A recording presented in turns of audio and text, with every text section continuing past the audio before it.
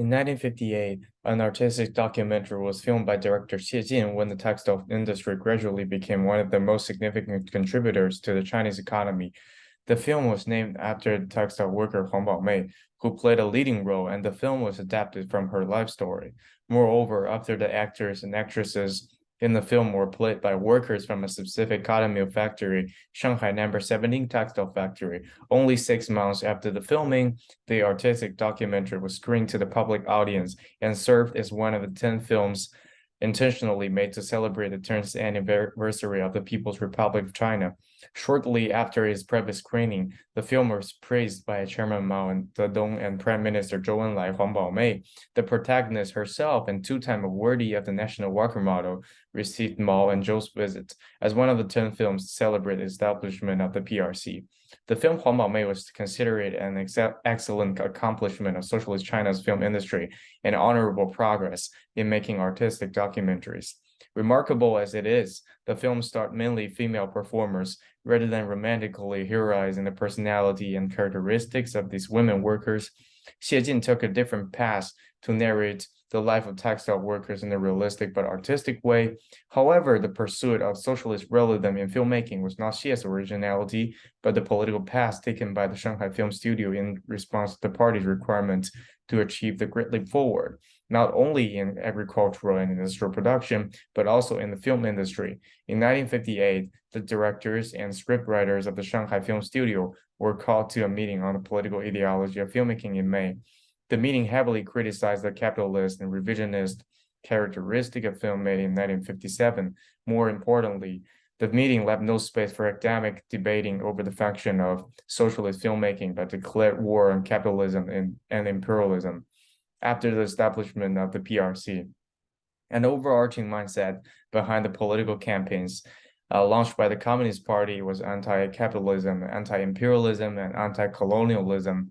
To achieve the goal of developing and reviving, the party promoted the first and second year plans in the first decade of PRC to make colossal progress in full-scale production, including agriculture, labor-intensive industry, and culture. Most of the time, these aspects were interrelated. Agricultural and industrial production formed the basis of the Chinese economy. In contrast, cultural production was the spiritual pursuit to transform the ideologized mindset of people in their everyday life to learn and internalize socialist values and identity.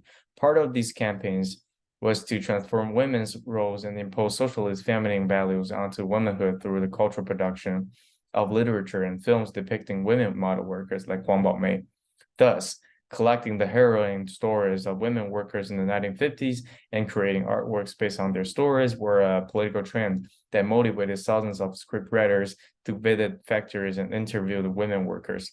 Unlike industrial production, which showed the statistical contribution of women workers to the Chinese economy, the campaign of cultural production revealed how the transformation of womanhood represented socialist modernity. Compared to pre-1949 China, women's roles were expected to shift away from domestic and emotional labors in the feudalistic system and become active participators of production. In pre-modern times, the gender division of labor often regulated women as housewives in the domestic sphere. Their responsibility of domestic work included domestic and emotional labor, not limited to cooking for the family, taking care of the children, and weaving in their spare time to support the family financially.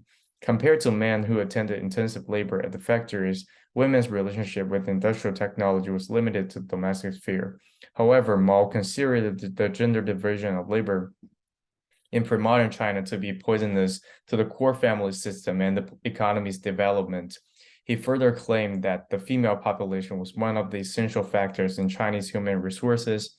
Mao's statements on women were often considered as objectifying women and prioritizing productivity and efficiency, but Mao and his party cohorts regarded liberating women from their domestic sphere as a way to counter the traditional family system and patriarchal oppression. During the political campaigns in the 1950s, the party promoted transforming womanhood as one of its priorities. It launched a Five Goods policy to advocate that women should, like men, participate in agricultural production and industrial production. Mao's discourse of gender equality and women's liberation encouraged women to enact unpaid employment, usually in farmlands and textile factories. On film screens and in newspapers, more and more exposure of women workers and their industrial virtues became a symbol of socialist women, the ones who were intelligent, hardworking, politically correct, and as strong as men were. As a popular icon in 1958, Huang Baomei challenged the traditional women-technology relationship and brought the debate topic to another meaningful discourse. Are workers dominated by machines, or do workers dominate the machines? Example as such, filmmaking in the early grid forward incentivized the women workers to not only participate in production, but also empowered them to study engineering and machine repairing. However, once looking into the details of how the party gradually reshaped the women's policy to comply with the production goals, we would find the Five Goods policy not as revolutionary and exciting as we expected. Western academia has long held women in socialist societies as desexualized and lack of their agency to comply with the demanding goals for agricultural and industrial production. The images of women workers are often masculinized in a distinct way to erase the cultural representation of women as sexy. Therefore, propaganda managed to regulate women workers to stick to the roles of housewives, mothers, and workers. Although the argument on the sexualization of women in socialist society is true, Western academia's rejection of women workers' agency is problematic. This trend of thought reaches climax in the Cold War era and the following post-Soviet period. Moreover, Marxist feminism has been criticized as subordinating sexual and gender differences to class differences. In fact, Maoist discourse on gender equality improves women's well-being and opportunities to pay employment. In the other socialist countries in the Eastern Bloc, the threat posed by Marxist ideologies forced Western governments to expand social safety nets to protect workers from the unpredictable but inevitable booms and busts of the capitalist economy. In post-socialist Bulgaria, women have less social welfare than in the socialist period when their working class identity would bring them authority and membership to a secure safety net. Our current misunderstanding and stigmatization impede our understanding of the condition of women working in socialist societies, leading us to negate the good often and to realize how complex the system is. However, the purpose of this article is neither to list the good deeds of socialism nor to support the political ideology of socialist societies. Instead, in this article, I want to rehumanize the women workers to further complicate the extent of their agency by analyzing my interviews with retired women textile workers and archives of film scripts, newspapers, and diaries. The formation and consolidation of working class identity and honor have been significant topics in the works of historians and anthropologists. In the late 1950s and early 1960s, campaigns and propaganda for the model worker system focused on iron production to produce weapons for national security and machines for agricultural production. Flyers and stories about the heroic deeds of model workers, especially in heavy industries, were promoted by the party. However, the national conferences on the model worker system were interrupted by the Cultural Revolution and resumed in 1977. When the party started propaganda for oil extraction in broader regions in northeastern China, gradually in the 1980s, during the economic transformation, the model worker system was institutionalized. The conference was renamed the National Conference for Appraising Model Workers and Advanced Producers, covering both mental and manual labor from diverse sectors. In James Farley's research on the model worker system, he referred to it as the foundation for the arrival of the Cultural Revolution and the creation of pure and perfected model workers brewed the cult personality for Mao. However, Farley's work has a limited focus on how the model worker system has impacted the private life of socialist workers and how model workers personally took pride in receiving their honor. Moreover, he rarely discussed the specificity of women workers' models and the propaganda on forming socialist womanhood. Anthropologists like Kristen Gossi took a rather ethnographic perspective to examine the legacies of socialism on both men and women in post-socialist Bulgaria. In her book, Muslim Lives in Eastern Europe, Gender, Ethnicity, and the Transformation of Islam in Post-Socialist Bulgaria, Gossi examines how gender identities were reshaped among the Bulgarian Muslim population following the retreat of communism, the increasing presence of aid from the Islamic world, and the influx of market economy accompanied with the neoliberal Western ideology in a small town. Moreover, she studies how gender relations and arrangement of gender-based division of labor were renegotiated following the disintegration of the Soviet Union. She demonstrates how newly constructed mosques have replaced the mines to enable jobless men to expose their frustration and masculinity, while housewives have encouraged their husbands to practice at the mosques as a way to lessen alcoholism and domestic violence. From her ethnography, we get to know Bulgaria's legacy of socialism had profoundly impacted individuals' interpretation of Islam with their pursuit for morality, honesty, social justice, and simplicity.